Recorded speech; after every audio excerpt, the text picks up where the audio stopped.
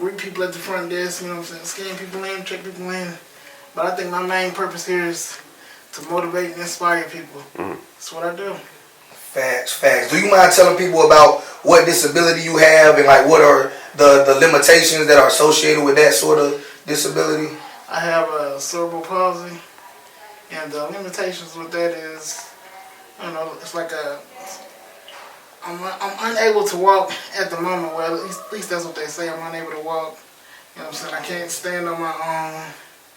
It's just, and I also have like trouble. Like in school, I had trouble learning, but I still graduated with my regular diploma. I still did that. But it's a host of things. Like the muscles in my legs, they're like rubber bands. So in order for me to get them to go straight, I had to have 2 surgeries as a kid just to make them go straight. So that's pretty much the limitation of that. Okay, all right, man. So I just wanted to highlight that for anybody out there, so what he's suffering with. But more importantly than that is you already shared with us that you were still able to graduate high school, normal diploma, right? Do you mind sharing with the people other things you was able to accomplish as well? He's an entrepreneur, but whatever you feel comfortable sharing with the people, what you've accomplished in spite of your cerebral palsy. I mean, let's see. I was always, growing up, I was always told I wouldn't be able to do certain stuff just because of my disability. Basically, I was told I would be a vegetable. I was told I wouldn't be able to get a regular job. Hey, we're at the place I work at right now. We're here now. I was told I wouldn't be able to live on my own. I wouldn't have kids. And right now I got 4 kids. I got an old lady. We got an apartment together and everything. So and let's see.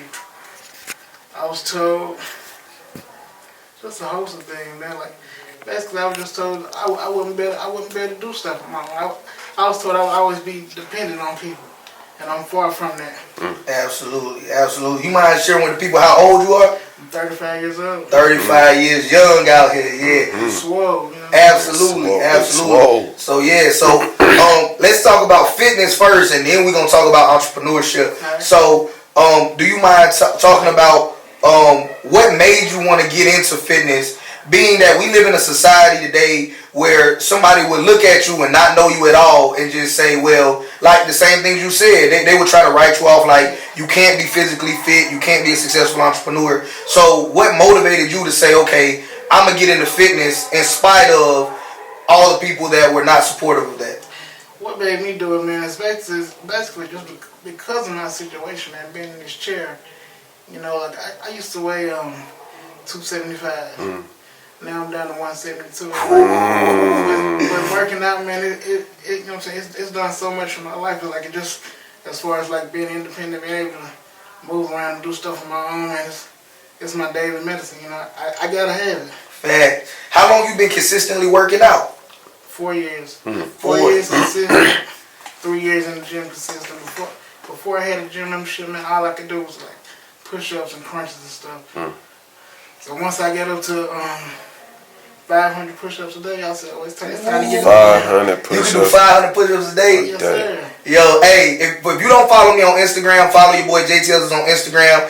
Also, follow Linny. What's your Instagram? Let the people know. It's Linny.Mr. No Excuses. Mr. I'm putting in the description of this video, but yo, he the real deal with the push-ups. You know what I mean? I kind of took it easy on him, but he's still the real deal with the push-ups. Hey, I appreciate it.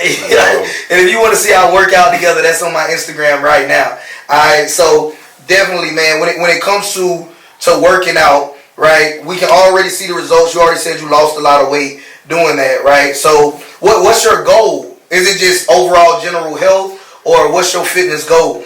Hey, my ultimate goal is to take that first step one day. You don't know. That's my ultimate real deal goal. Aside from lifting all the weights and all that, if I can just take that first step, that's it. Let the people know what's your max bench. 305. Ooh, tough. Talking about throwing them in the air. Yeah. All right. So we talked a little bit about your backstory, a little bit about your fitness journey as it continues. Right. Y'all be sure to follow him as well. But let's talk about you as an entrepreneur. So, what do you do, entrepreneurially speaking? I sell t-shirts, hats, duffel bags, headbands, all kind of workout gear pretty much. motivational workout gear. Facts, facts. What's the name of your brand? The name of my brand is No Excuses, Grind Over Disability. No excuses, grind over disability.